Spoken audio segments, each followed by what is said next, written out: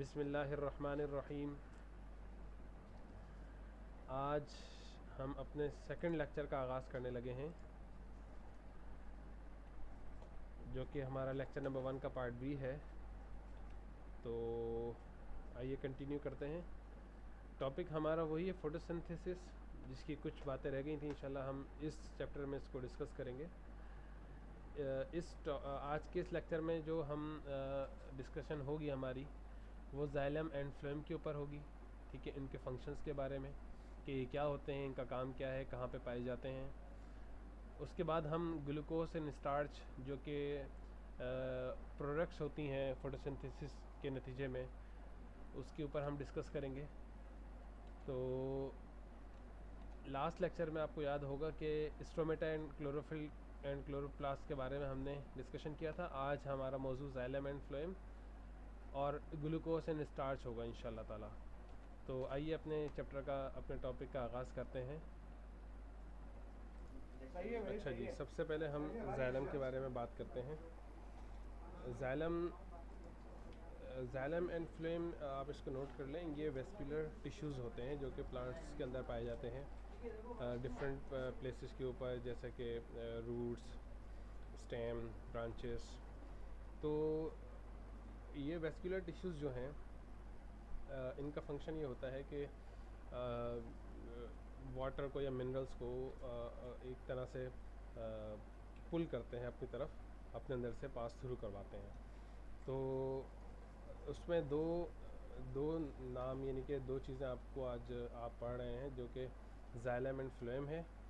Number 1, xylem का जो काम है वो वाटर को ट्रांसपोर्ट करना है रूट से स्टेम तक, और स्टेम से दोबारा लीफ तक। यानी कि जाइलम वो वेजल्स होती हैं या वो टिश्यूज़ होते हैं, ठीक है, जो कि वाटर को रूट्स की मदद से सॉइल से एब्ज़ॉर्ब करके स्टेम में और स्टेम से फिर लीफ तक पहुंचाते हैं।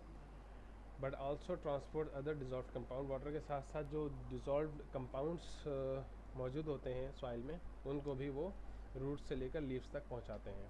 अगर हम इसका स्ट्रक्चर देखने की कोशिश करें तो जाइलम वेजल्स कुछ इस तरह की होती हैं, जैसा कि आप ये देख सकते हैं, ये डॉट्स जो हैं ये मिनरल्स एंड वाटर के मॉलिक्यूल्स हैं। ठीक है, वाटर एंड मिनरल्स मॉलिक्यूल्स, और इसके अंदर यानी कि रूट्स की तरफ से ये जाइलम वेजल से होते हुए आपके लीफ तक जा रहे हैं। तो ये उसकी मज़ीद लेबलिंग्स हैं जो कि आप देख सकते हैं। इसमें वन वे यानी कि वन वे फ्लो होता है, यानी कि सिर्फ एक डायरेक्शन में रूट से लीफ की तरफ। तो आई होप कि ये आप समझ गए होंगे। उसके बाद फ्लोएम भी सेकंड काइंड ऑफ, ये भी वेस्कुलर टिश्यूज होते हैं, वेजल्स होती हैं, बिल्कुल इसी तरह जैसा कि जाइलम है। लेकिन इनका फंक्शन ये है कि ये जो फूड बनती है as a result of photosynthesis, उसको, उस प्रिपेयर्ड फूड को लीफ से कैरी करते हुए other parts of the plants में पहुंचाते हैं। यानी कि अगर हम इसको यहाँ पे देखें, produce food from the leaves, from photosynthesis from the leaves to the non photosynthesizing parts of the plant such as roots and stem. हम ये जानते हैं कि रूट्स और स्टेम में फोटोसिंथेसिस नहीं होता, फोटोसिंथेसिस जो होता है वो लीफ में होता है। तो लीफ जो प्रिपेयर करता है फूड को, उस फूड को यानी कि प्रिपेयर्ड फूड को फ्लेम वेसल जो होती हैं वो कैरी करती हैं और पहुंचाती हैं उन पार्ट्स ऑफ द प्लांट्स तक जहाँ पर फोटोसिंथेसिस नहीं होता। तो फ्लोएम वेसल की एक लुक आप देख सकते हैं। इसमें टू वे ट्रांसमिशन होती है, यानी कि टू वे फ्लो होता है। ठीक है, और इसका आउटर लुक जो है वो आप इस तरह इसको देख सकते हैं। वाटर एंड फूड मॉलिक्यूल्स जो हैं वो जा रहे हैं other parts of the plants में। ठीक है, अगर आप इसका एक क्रॉस सेक्शन देखें वेस्कुलर टिश्यूज़ का, तो अगर हम कट करके देखते हैं तो जाइलम और फ्लोएम जो दोनों वेजल्स हैं, ये एक ही स्टेम से या एक ही ब्रांच के अंदर पाई जाती हैं। हम इनको देख सकते हैं, इनका क्रॉस सेक्शन, यानी कि अगर हम इसको सेंटर से कट करें तो हमें ये पता चलेगा कि ये फ्लोएम वेजल्स हैं, और ये सेंटर में है रेड कलर से, ये जाइलम वेजल है। तो xylem and phloem in the centre of the root with to withstand stretching forces.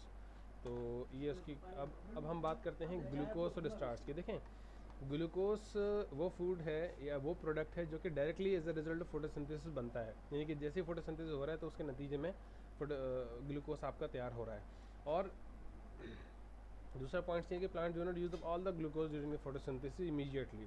Plant तमाम का तमाम ग्लूकोज फौरी तौर पर इस्तेमाल नहीं कर लेता, बल्कि वो ज़्यादा एक्सेस अमाउंट ऑफ ग्लूकोज जो इजाफी बच जाता है उसको स्टार्च की फॉर्म में स्टोर कर लेता है।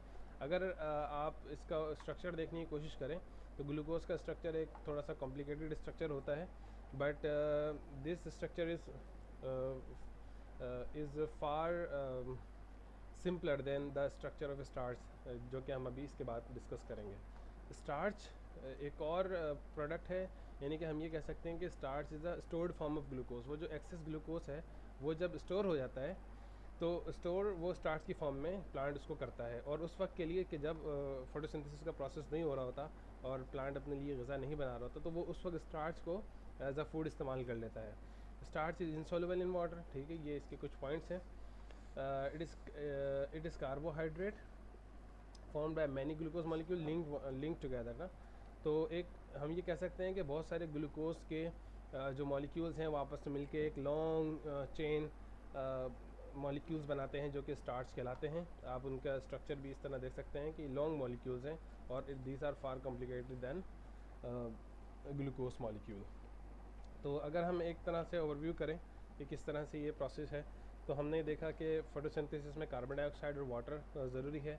The presence of sunlight and chlorophyll वो रिएक्ट करते हैं, ठीक है, वो दोनों कंडीशंस हैं, लाइट और क्लोरोफिल, और उसके नतीजे में ग्लूकोज और वाटर बनता है। ये जो ग्लूकोज है इसका मॉलिक्यूल अगर हम गौर करें तो इस तरह का हमें नज़र आता है। और अगर हम मज़ीद इसको आगे जाएँ तो ग्लूकोज जो है स्टोर होता है स्टार्च की फॉर्म में। तो स्टार्च हमें स्टार्च के मॉलिक्यूल जो हैं वो इस तरीके से नज़र आते हैं। तो आई होप कि आपको ये लेक्चर समझ आया होगा। इसमें कोई सवाल आप स्टूडेंट डिस्कशन के दौरान पूछ सकते हैं। तो आज की क्लास में हमने जाइलम एंड फ्लोएम को अच्छे तरीके से डिस्कस किया, और हमने ये भी देखा कि ग्लूकोज और स्टार्च किस तरह बनते हैं और उनकी क्या अहमियत है प्लांट्स में, ठीक है, प्लांट्स के लिए उनकी क्या अहमियत है। इंशाल्लाह नेक्स्ट लेक्चर में हम ये चीज़ें डिस्कस करेंगे कि किस तरह पौधा जो है वो अपने लिए स्टार्च, यानी कि जो स्टार्च उसने बनाया है कि हम कैसे वेरीफाई कर सकते हैं कि स्टार्च प्लांट में मौजूद है या नहीं। तो उसका एक टेस्ट है, इंशाल्लाह हम उसको देखेंगे। What is the second product of trend and how it is verified. और एक और चीज़ आपको पता है कि एक बाय प्रोडक्ट बनती है फोटोसिंथेसिस के नतीजे में, जो कि प्लांट के लिए ज़रूरी नहीं है लेकिन वो एनवायरनमेंट के लिए बहुत ज़रूरी है, that is an oxygen gas. तो ऑक्सीजन गैस के हवाले से भी इंशाल्लाह हम नेक्स्ट क्लास में अपने लेक्चर में डिस्कस करेंगे। तो प्लीज़ इस चीज़ को आप लोग नोट कर लें, ये इंपॉर्टेंट नोटिस है जो कि लेक्चर 1 में भी आपको बताया गया था। ये तमाम स्टूडेंट्स के पास ये काम मौजूद होना चाहिए, रेडी होना चाहिए। तो आज का जो होम असाइनमेंट है आपका ये है कि आपने दोनों लेक्चर, जो मैंने लेक्चर 1 का पार्ट ए और पार्ट बी जो आज और कल हमने किया था, इसको अच्छे तरीके से रिवाइज़ कर लें। कोई भी सवाल हो तो डिस्कशन के दौरान पूछें, वरना आप इससे मुतालिक सवाल कल भी पूछ सकते हैं। और किसी भी तरह की क्वेरीज़ हों या क्वेश्चंस हों, आप नोट डाउन लाजमी करें। नोट डाउन करेंगे तो आपको पता होगा कि कल क्या पूछना है, और उतनी आपकी जो तवज्जो है वो होगी पढ़ाई की तरफ या आपके लेक्चर की तरफ। अगर नोट डाउन नहीं करेंगे कि जी ये तो हो जाएगा, पूछ लूँगा मैं, इस तरह अगर इसको इम्पोर्टेंस नहीं देंगे तो फिर ये आपके जहन से बात निकल जाएगी। ओके, आई होप कि आपको ये लेक्चर समझ में आया होगा। कोई भी सवाल है तो आप ज़रूर पूछ सकते हैं। तो अब हम अपने डिस्कशन सेशन की तरफ बढ़ते हैं। जज़ाकल्लाह फ़ी अमानिल्लाह।